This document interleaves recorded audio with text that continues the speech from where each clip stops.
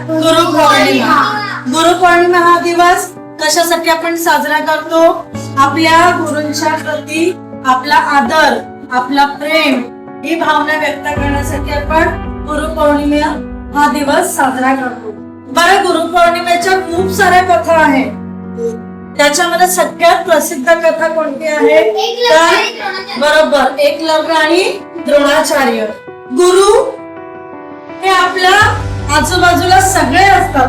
म्हणजे काय? सगळे म्हणजे काय? गुरु हा फक्त मोठी व्यक्ती नसते, तर आपले सगळ्यात पहिले प्रथम गुरु कोण असतात? आपले आई वडील. आणि त्यानंतर कोण असतात? आपले शिक्षक. आणि मग आपल्या आजूबाजूला ज्या कोणी व्यक्ती आहेत, आपले मित्रमंडळी आहेत, मैत्रिणी आहेत, त्यानंतर हा निसर्ग आहे, झाडं, वेली, पानं, फुलं, नदी, आकाश, या सगळ्या गोष्टी आपल्याला काही ना काहीतरी शिकवत असतात. म्हणून त्यांना सुद्धा आपण गुरु मानतो. आणि या गुरुप्रती आदर व्यक्त करण्यासाठी आपण गुरुपौर्णिमेचा हा सण साजरा करतो. तर या निमित्ताने म्हणजे जसं आपण रोजच गुरूंची प्रार्थना म्हणतो, तर आता आपण सगळेजण गुरूंची प्रार्थना म्हणणार आहोत. सर्वांनी डोळे बंद करा. गुरु ब्रह्मा गुरु विष्णू गुरुदेव महेश्वरा गुरु साक्षात परब्रह्मा तस्मै श्री गुरुवे नमः तस्मै श्री गुरुवे नमः. बघा, आजच्या या दिवसाच्या निमित्ताने आपण आपल्या आजूबाजूला जे कोणी आपल्याला छोट्या मोठ्या सगळ्या गोष्टी शिकवत असतात, त्या प्रत्येक गुरुला वंदन म्हणून आपण ही गुरूंची प्रार्थना म्हटलेली आहे. गुरुला शिष्याकडून काही नको असतं. तुम्ही एवढे सारे गिफ्ट आणले, चॉकलेट आणले, पेन आणले, फुलं आणली, पण हे काय आहे? तुमच्या प्रेमाचा, आदराचा एक प्रतीक आहे, म्हणून ते आम्ही स्वीकारतो. पण तुम्हाला सांगू, खरं तर तुम्ही आम्हाला दिलेलं सगळ्यात मोठं गिफ्ट म्हणजे काय आहे? तर तुम्ही स्वतःला छान घडवणं, खूप मोठं होणं आणि एक सुसंस्कारित नागरिक म्हणून या भारत देशामध्ये स्वतःची प्रगती करणं, विकास करणं भारताचा. आणि जेव्हा तुम्ही खूप खूप मोठे होता, कोण वकील होतं, कोण इंजिनियर होतं, कोण डॉक्टर होतं, आणि तुम्ही पाहिलं ना आता ते काही दादा कसे भेटायला येतात आणि मग ते छान छान ठिकाणी नोकरीला लागतात आणि जेव्हा त्याचे काहीतरी छान काम करतात, तुम्ही असं खूप मोठे होता आणि खूप चांगले नाते होता. हेच आमच्यासाठी खूप मोठं गिफ्ट असतं. हे फक्त तुमच्या प्रेमाची, आदराची भावना म्हणून आम्ही स्वीकारतो. पण सगळ्यात मोठं गिफ्ट म्हणजे तुम्ही खूप छान तयार होणं, चांगला अभ्यास करणं, तुमच्यात चांगले संस्कार येणं, तुम्हाला चांगलं वळण लागणं, तुम्ही चांगलं शिक्षण घेऊन खूप मोठे होणं, हेच आमचं सगळ्यांची गुरुदक्षिणा असते. पूर्वी गुरूंना दक्षिणा द्यायचे, म्हणजे एखाद्या शिष्याला जर काही शिकवलं तर शिष्य गुरुला दक्षिणा द्यायचे. त्यामध्ये आपण एकलव्य आणि द्रोणाचार्यांची गोष्ट पाहिली. बाईंनी तुम्हाला गोष्ट सांगितली. त्याच्यानंतर आपल्याला पुष्करने आपल्याला एक नाटक सादर करून दाखवलं. जी गुरु द्रोणाचार्य आणि एकलव्याची जी कथा बाईंनी सांगितली, त्याचंच सादरीकरण पुष्करने केलेलं आहे. मग याच्यातून आपल्याला काय संदेश मिळतो? तर गुरु आपल्याला प्रत्यक्ष भेटू दे, नाहीतर नको भेटू दे, आपण एखाद्याला जर गुरु मानतो तर त्या गुरुची आज्ञा पाळणं, गुरुने सांगितलेलं सगळं ऐकणं आणि त्याप्रमाणे वागणं, हीच गुरुसाठी दक्षिणा असते. आलं लक्षात? तर आजच्या दिवसानिमित्त तुम्हा सर्वांना गुरुपौर्णिमेच्या खूप साऱ्या शुभेच्छा. खूप खूप मोठे व्हा, यशस्वी व्हा आणि आपलं नाव सगळ्या जगामध्ये उज्ज्वल करा. ओके? मग गुरु म्हणजे वर्गात शाळेत शिकवणारे शिक्षकच असतात का? तर अगदी लहान, म्हणजे आपला लहान मग आपल्यापेक्षा लहान सुद्धा असतो, त्याच्याकडे आपण काहीतरी, म्हणजे आपण समाजात वावरताना प्रत्येक ठिकाणी आपल्याला गुरु भेटतो. त्या गुरूंकडनं आपण काहीतरी शिकत असतो, पण ते शिकणं आपलं विधायक असलं पाहिजे. ते शिकणं जे आहे ते आपलं चांगलं, ज्याने आपल्यावर काहीतरी चांगले संस्कार होते, ज्याने आपल्याला काहीतरी मिळेल, ज्यातनं चांगला बोध मिळेल आणि त्याचा उपयोग आपल्याला आपल्या आयुष्यभरासाठी, हो की नाही? मग असे खूप गुरु होऊन गेले. म्हणजे बघा, एकलव्यांचे गुरु कोण होते? प्रत्यक्ष द्रोणाचार्यांनी त्यांना शिकवलं होतं का? नाही. तो भिल्लांचा मुलगा म्हणून त्यांनी त्याला विरोध केला होता की मी तुला शिकवणार नाही. मग द्रोणाचार्याने एकलव्याने काय केलं होतं?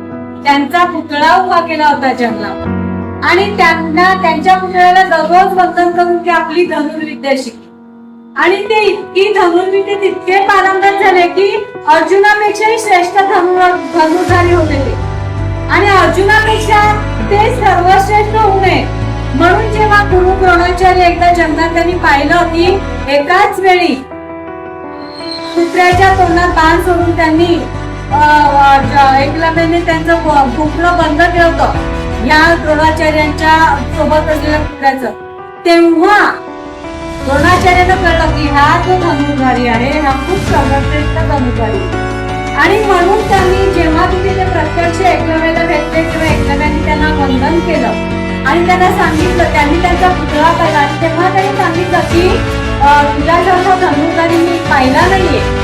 पण जेव्हा गुरुदक्षिणा द्यायची वेळ आली तेव्हा गुरु द्रोणाचार्यांनी काय मागितलं एकलव्याकडे?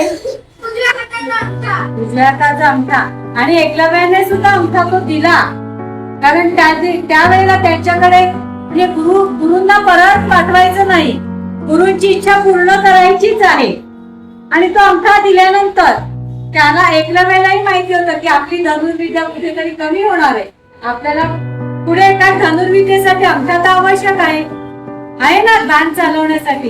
पण त्यांनी तो अगदी मोठ्या मनाने आपला अंगठा गुरूंच्या चरणी अर्पण केला होता. म्हणजे गुरूंचं महत्व आपल्याला प्रत्येक ठिकाणी आहे.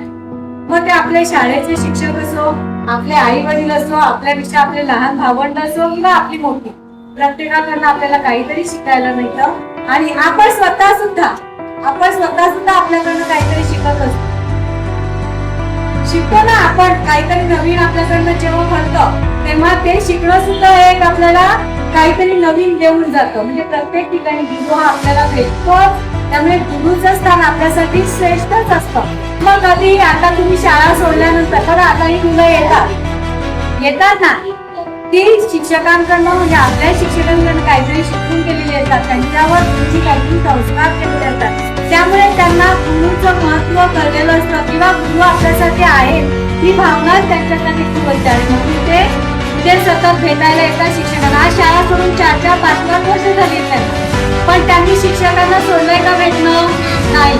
गुरुपौर्णिमेच्या दिवशी येतात, शिक्षक दिनाच्या दिवशी येतात. असंच तुम्ही सुद्धा आपल्या गुरुला लक्षात ठेवायचंय. लक्षात ठेवायचं म्हणजे काय? तुम्ही ते भेटायला नाही आले तरी तुमच्याच मनात गुरु कायम राहणार आहेत ना. त्या गुरूंना आपण त्यांच्या प्रती आपल्या ज्या भावना आहेत त्या व्यक्त करण्याचा हा दिवस असतो आणि म्हणून गुरुपौर्णिमा सगळीकडे साजरी होत असते. लक्षात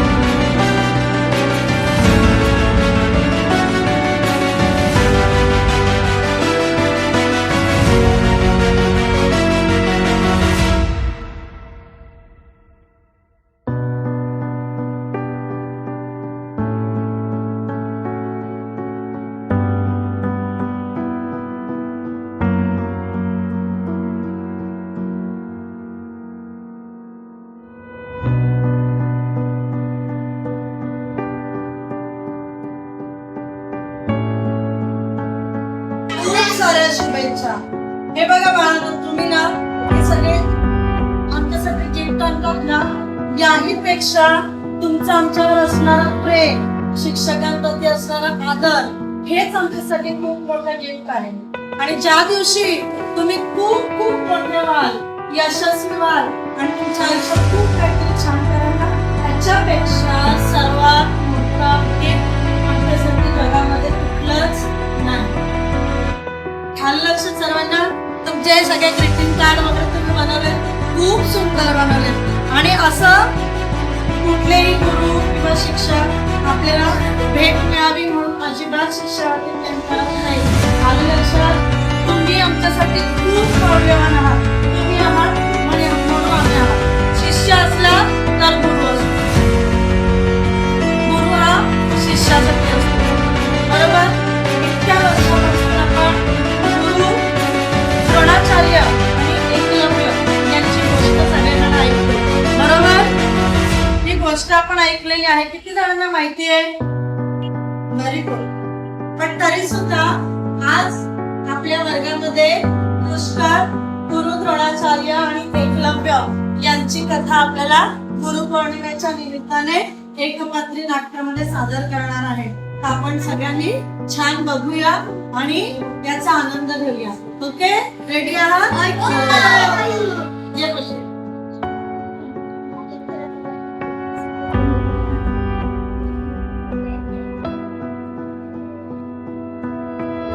नमस्कार गुरुदेव. मी निषाद राजाचा पुत्र एकलव्य आहे. मला धनुर्विद्या शिकायची आहे. तुम्ही कृपया करून तुम्ही मला आपला शिष्य म्हणून स्वीकारा. बाळा, मी हस्तिनापूरच्या राजकुमारांना शिकवतो. कृपया मला क्षमा कर. मी तुला आपला शिष्य म्हणून स्वीकारू शकत नाही. गुरुदेव, मला तुमचा निर्णय मान्य आहे, पण मी हार मानणार नाही. मी स्वतः प्रयत्न करून धनुर्विद्या शिकेन.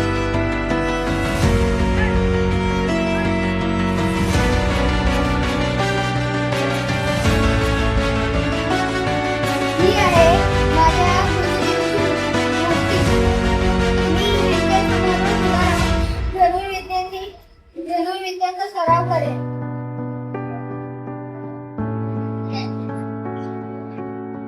वाह, इतका अचूक रे.